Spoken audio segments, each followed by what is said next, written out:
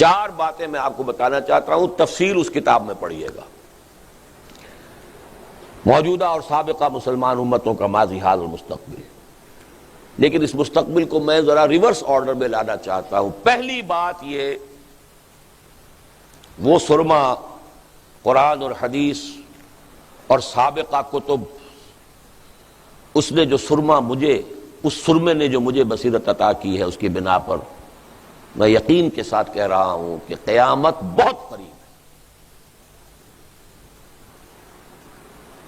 میں نے جب کتاب لکھی، جب وہ ختم جس موضوع پر ہوئی تھی یہ، تو ایک مفکر اور ادیب ہیں بہت بڑے پاکستان کے، مختار مسعود صاحب، انہوں نے کتاب پڑھ کے بڑا تبصرہ ذرا لائٹ موڈ میں کیا، بھئی آپ نے تو قیامت کو بہت ہی قریب دکھا دیا۔ میں نے جواباً قرآن مجید کی آیت پڑھ دی، انہم یرونہ بعیدا ونراہ قریبا، یہ تو اس قیامت کو بہت دور سمجھ رہے ہیں اور ہمیں وہ نگاہوں کے سامنے نظر آ رہی ہے، ونراہ قریبا۔ پہلی بات یہ، قرآن مجید میں 2 جگہ پر آیا ہے، یہ بھی 2 جگہ پر آنے والا مضمون ہے کہ یہ کائنات ایک اجل مسمى تک کے لیے پیدا کی گئی، یہ دائمی نہیں ہے۔ کچھ عرصے پہلے تک سائنسدانوں کا خیال تھا یہ ہمیشہ چلتی رہے گی، ہمیشہ سے ہے، ہمیشہ چلتی رہے گی۔ اب سائنس بھی آ گئی ہے کہ نہیں، اس کا ایک بگننگ ہے، the big bang was the starting point, اور اس کا اینڈ بھی ہے۔ کب ہوگا، کتنے لاکھ سال بعد ہوگا، یہ ان کی باتیں علیحدہ ہیں، لیکن وہ جو ہے خاک مدینہ و حول قدس، اس سے جو معلوم ہوتا ہے کہ وہ قیامت بہت قریب ہے۔ اس موضوع پر میری اس کتاب کے علاوہ حال ہی میں مصر کے ایک عالم، الازہر کے محدث، انہوں نے کتاب لکھی ہے، اس امت کی عمر و امت المسلمہ وظہور المہدی، اس پر کتاب آئی ہے، بہت اعلیٰ کتاب ہے۔ اس کا ترجمہ انشاءاللہ بہت جلد ہم قسط وار شائع کرنا شروع کر دیں گے، یا حکمت قرآن میں اور یا نصاب میں۔ آیات میں سنا دوں، ما خلق اللہ السماوات والارض وما بینہما الا بالحق واجل مسمى، ایک وقت معین تک کے لیے ہے یہ تخلیق۔ یہ سورہ روم کی آیت نمبر 8 ہے۔ سورہ احقاف کی آیت نمبر 3 ہے، ما خلقنا السماوات والارض وما بینہما الا بالحق واجل مسمى۔ ایگزیکٹلی وہی آیت ہے، فرق ہے ما خلق اللہ اور ما خلقنا، بس فرق یہ ہے۔ اللہ نے نہیں بنایا آسمانوں اور زمین کو جو کچھ اس کے مابین ہے مگر حق کے ساتھ، پرپز فل کریشن ہے، یہ پرپز لیس نہیں ہے، ایٹ رینڈم نہیں ہے، کسی کھلاڑی کا بچے کا کھیل نہیں ہے، رام کی لیلا نہیں ہے، بلکہ یہ بالحق اور اجل مسمى، ایک وقت معین تک کے لیے۔ اس کے حوالے سے سمجھیے کہ قیامت بہت قریب ہے، نمبر 1۔ نمبر 2، قیامت سے پہلے کل روئے ارضی پر خلافت کا نظام قائم ہوگا، دین حق کا غلبہ ہوگا۔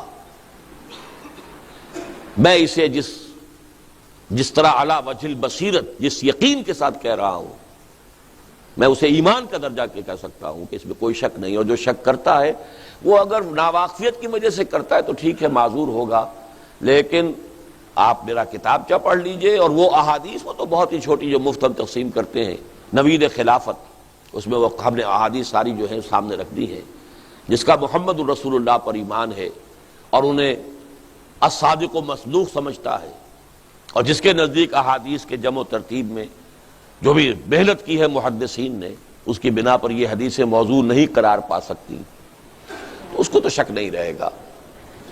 دنیا کے خاتمے سے قبل کل روئے ارضی پر نظام خلافت علی منہاج النبوت کا قیام ہوگا، اور ظاہر بات ہے کہ اس کا آغاز تو کہیں سے ہوگا، ایک خطے سے ہوگا۔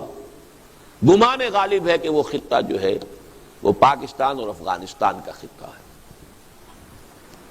اس پر میں تقریریں کر چکا ہوں، یہاں بھی کر چکا ہوں، میری تحریریں موجود ہیں۔ اب آئیے نمبر 3، اس سے پہلے میں چونکہ ریورس آرڈر میں جا رہا ہوں، قیامت، اس دنیا کا خاتمہ، اس سے پہلے خلافت علی منہاج النبوت گلوبل، جس کا نقطہ آغاز میرے نزدیک ارض پاکستان و افغانستان۔ نمبر 3، اس سے پہلے سابقہ امت مسلمہ یعنی یہود کا خاتمہ، استیصال، وجود ختم ہو جائے، اور مسلمانوں کے ہاتھوں نہیں ہوگا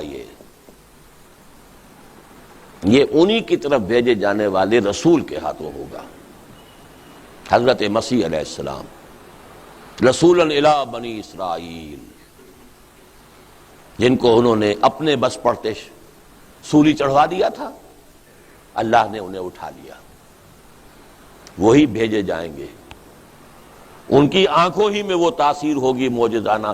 حضرت مسیح تو مجسم معجزہ تھے، ان کی پیدائش معجزانہ بن باپ کے، ان کا پنگھوڑے میں بات کرنا معجزانہ، یہ تو قرآن سے ثابت ہے کہ نہیں؟ زندہ مردہ کو زندہ کر دینا، کسی اور نبی کو یہ معجزہ دیا گیا؟ خلق حیات، مٹی سے میں گارے سے پرندہ بناتا ہوں، پھونک مارتا ہوں اور وہ اڑتا ہوا پرندہ بن جاتا ہے، کسی اور کو ملا؟ رفع سماوی، پھر نزول، وہ گویا مجسم معجزہ ہے۔ اور اسرائیل کی طاقت کو کوئی دنیا کی زمینی طاقت ختم نہیں کر سکتی۔ یہ پورا عالم عرب جو سر بسجود ہے اس کے سامنے تو یوں ہی تو نہیں ہے نا، اس کے جو پائلز ہیں، انبار ہیں ایٹمک وار ہیڈز کے، کون ختم کرے گا؟ معجزہ ختم کرے گا۔ جہاں تک حضرت مسیح کی نگاہیں جائیں گی یہودی پگھلتے چلے جائیں گے۔ شجر و حجر پکار پکار کر کہیں گے مسلمانوں یہ ایک یہودی میرے پیچھے چھپا ہوا ہے، اسے آ کے قتل کرو، اور مسلمان قتل کریں گے، سوائے ایک درخت ہے غرقد، وہ یہودیوں کو پناہ دے گا۔ اور آپ سمجھیے اتنا یقین ہے یہودیوں کو ان کتابوں کے اوپر اور ان روایات کے اوپر کہ سب سے زیادہ پلانٹیشن اسرائیل میں انہوں نے غرقد کی ہے۔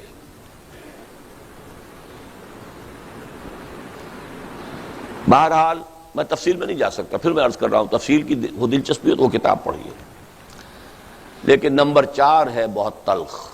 یہ ساری باتیں تو بڑی اچھی لگ رہی ہیں نا ہمیں، خلافت قائم ہو جائے گی، دین کا غلبہ ہو جائے گا، کیا کہنے، یہودی ختم ہو جائیں گے، بہت اچھا۔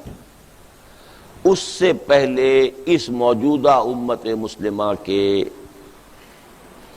سب سے اہم حصے پر بہت بڑا عذاب نازل ہوگا، ہولوکاسٹ کے درجے کا قتل عام ہوگا عالم عرب میں، یہودیوں اور ان کے سرپرستوں عیسائیوں کے ہاتھوں، الملحمۃ العظمی، میسیکرز۔ اور یہ سلسلہ شاید اگلے سال سے شروع ہو جائے۔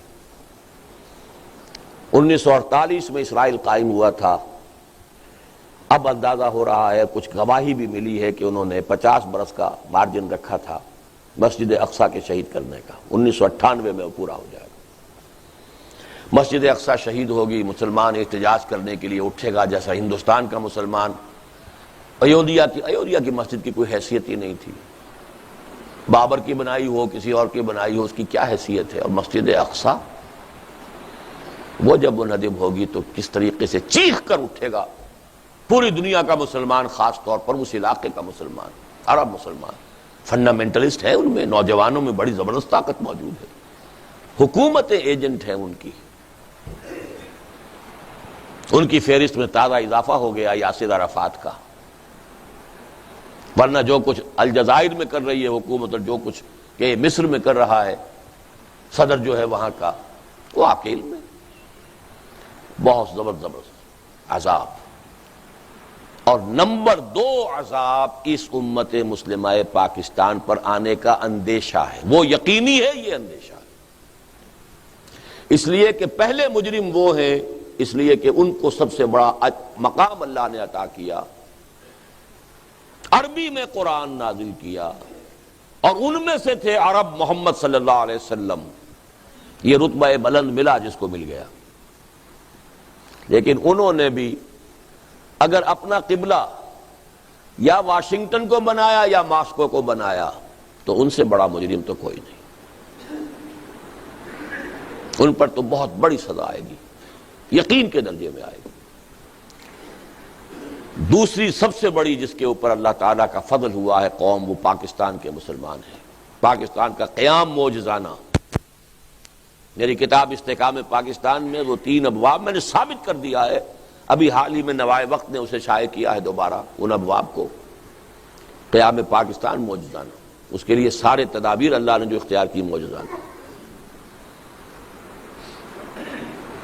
ہندو اور انگریز کی ملی بھگت کے باوجود پاکستان کا قیام، ماؤنٹ بیٹن گاندھی کا چیلا، نہرو فیملی سے اس کے جو تعلقات تھے، ان سب کو پیش نظر رکھی اور پھر پاکستان قائم ہو گیا۔ لیکن ہم نے کیا کیا؟ پاکستان کا مطلب کیا؟ لا الہ الا اللہ، وہ کہاں ہے؟ 50 برس تو ہو گئے لیکن وہ اسلام کہاں ہے؟ بہرحال دوسری سب سے بڑی مجرم قوم، 130 کروڑ مسلمان دنیا میں اس وقت ہے اندازاً، 20 کروڑ عرب ٹاپ کے مجرم، 10 کروڑ مسلمانان پاکستان نمبر 2 مجرم، باقی جو 100 کروڑ ہیں ان کا معاملہ نیچے کا ہے۔ یہ عذاب آنے والا ہے۔ یہ تو میں نے ابھی بات کی ہے جو اس سربے کے ذریعے سے مجھے نظر آئی ہے، اس کائناتی حکومت کی جو تدبیر ہے اس کے تحت کیا ہونے والا ہے۔ شاید آئندہ 100 سال کے اندر اندر یہ سارا معاملہ پورا ہو جائے، واللہ عالم۔ اب ذرا نیچے آئیے، عالم ارضی، یہودیوں کی مالیاتی حکومت کرۂ ارضی کے 3/4 پر قائم ہو چکی ہے۔ وہ کولونیلزم اور تھی جس کا سیلاب 300-400 برس پہلے چلا تھا، وہ تھا براہ راست جا کر قبضہ کرنا، حکومتیں بنانا۔ اس صدی کے وسط میں اس کولونیلزم کی بساط نپٹ گئی، ایک نیا شروع ہو گیا۔ جب وہ بساط نپٹ رہی تھی اسی وقت ورلڈ بینک قائم کر دیا گیا تھا۔ دم لیا تھا نہ قیامت نے ہنوز، پھر تیرا وقت سفر یاد آیا۔ وقت لگا ہے اسے، تقریباً نصف صدی لگی ہے، لیکن اس وقت کرۂ ارض کا 3/4 اس یہودی، عالمی یہودی مالیاتی استعمار کے شکنجے میں پوری طرح جکڑا جا چکا۔ دونوں امریکہ شمالی اور جنوبی، پورا یورپ، پورا افریقہ، سوائے ایک سوڈان کا ملک ہے جو ابھی کچھ تھوڑا بہت، لیکن اس کا بھی میں سمجھتا ہوں حالات جو خبریں آ رہی ہیں بڑی وہ مایوس کن سی جا رہی ہیں۔ کہاں تک مقابلہ کرے؟ ایک ملک ہے جس کے وسائل بہت کم ہیں، عالم اسلام میں سے کوئی مدد کرنے کو تیار نہیں، سوائے کچھ مدد کی ہے تو ایران نے کی ہے۔ ایران کو اپنی جان کے لالے پڑے ہوئے ہیں، انسرکلمنٹ آف ایران، اب ٹارگٹ نمبر 1 تو ایران ہے۔ ایشیا بھی تقریباً جو ہے، عالم عرب سربسجود ہو چکا ہے۔ عراق اگر کوئی کر سکتا تھا ادھر ادھر کی بات، اس کا بھرکس نکال دیا۔ اس کے ایٹمک جو بھی پلانٹس تھے، انسٹالیشنز تھی، انہوں تو بہت پہلے اسرائیلی جیٹس جا کر تباہ کر آئے تھے، سعودی عرب پر سے ڈی فولنگ کر کے گئے تھے۔ اور اس کے بعد جو بھی کچھ کیا ہے، عرب ممالک جو ہیں امریکہ کو چونکہ اڈے دینے کو تیار نہیں تھے، نہ سعودی عرب تیار تھا نہ امارات، لہذا انہوں نے اسکیم بنائی، گلاس پائی کے ذریعے سے دام پھیلایا اور صدام کو اس کے اندر جکڑا اور حماقت اور بیوقوفی کرائی، اور اس کے نتیجے میں اس کا اگلا پچھلا کھایا پیا سب اگلوا لیا۔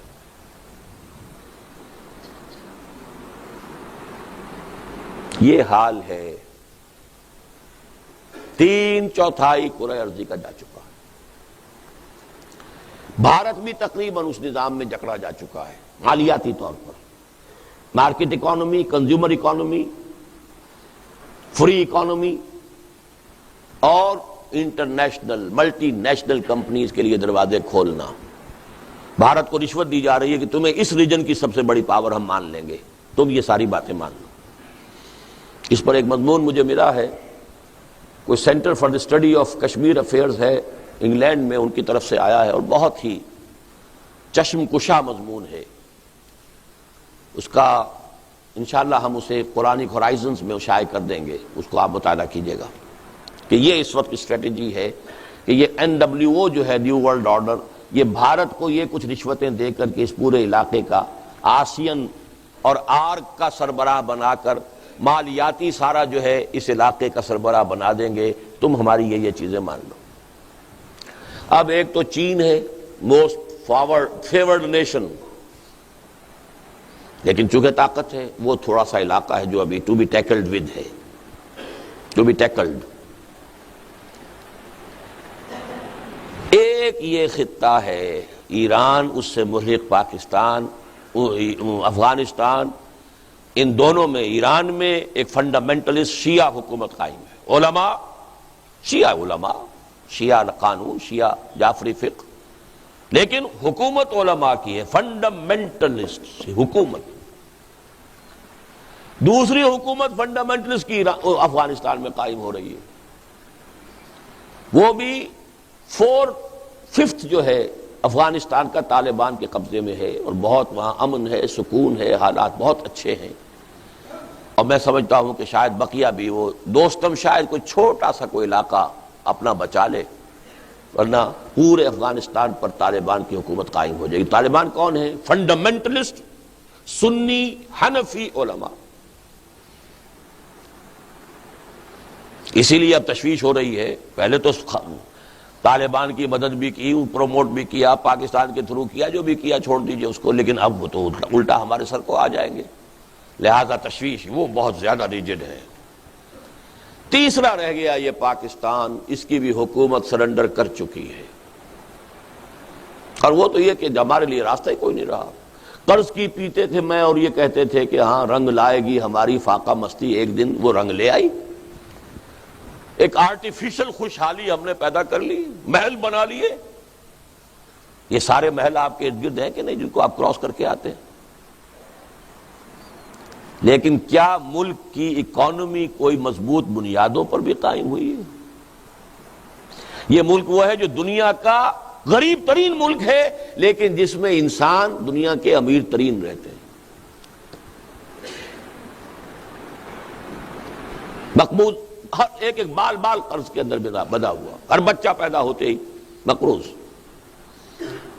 لہذا اس ورلڈ بینک اور IMF کو، اس کو جدھر چاہیں مروڑ دیں، یہ ان کے اختیار میں ہے۔